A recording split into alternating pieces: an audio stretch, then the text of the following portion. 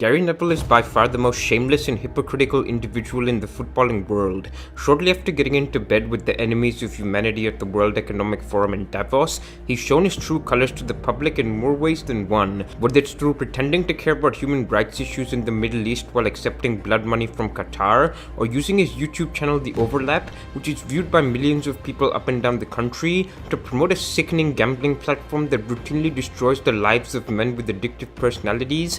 The man has next to no moral compass. Ultimately, narcissists like him are the ones that are thriving both financially and reputationally in this twisted ass world we live in, where celebrity culture takes precedence above all else, while individuals who genuinely have a good heart, such as Matt Letizia, are being silenced and labeled as conspiracy theory promoting lunatics for daring to speak out against the establishment. Now, I've learned to accept that this is the reality of the situation, but one thing I absolutely cannot digest is Neville actively covering up the child grooming scandal in the UK. As some of the subscribers on this channel have rightly pointed out, this is the greatest tragedy in modern day British history, and is something that has not only been going on for decades, but also continues to take place today, with the number of victims exceeding well into the hundreds of thousands. For a man who can't keep his bloody mouth shut about literally anything to do with politics, it's mind-numbing to see him respond with no comment when asked about said scandal simply because he's too busy twerking for Keir Starmer on both Twitter as well as during carefully choreographed interviews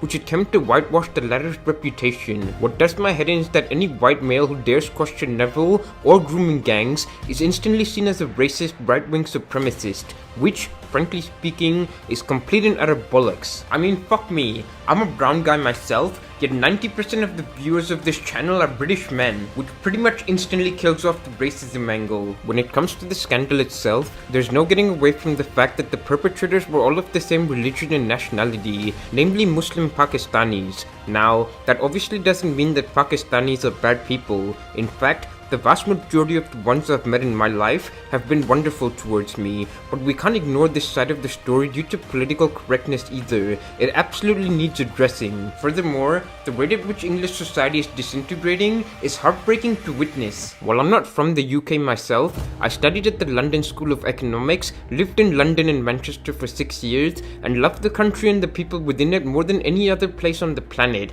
Yet for some reason, more than half the population are letting criminal activity slide without batting an eyelid. It makes no sense, and is precisely why I've began discussing topics like this despite running a football channel. I'll keep banging the Gary Neville is a bellend drum simply because he's the worst of the lot, but these other tossers like Gary Lineker aren't much better either. Subscribe if you liked the video, and don't if you thought it was shite.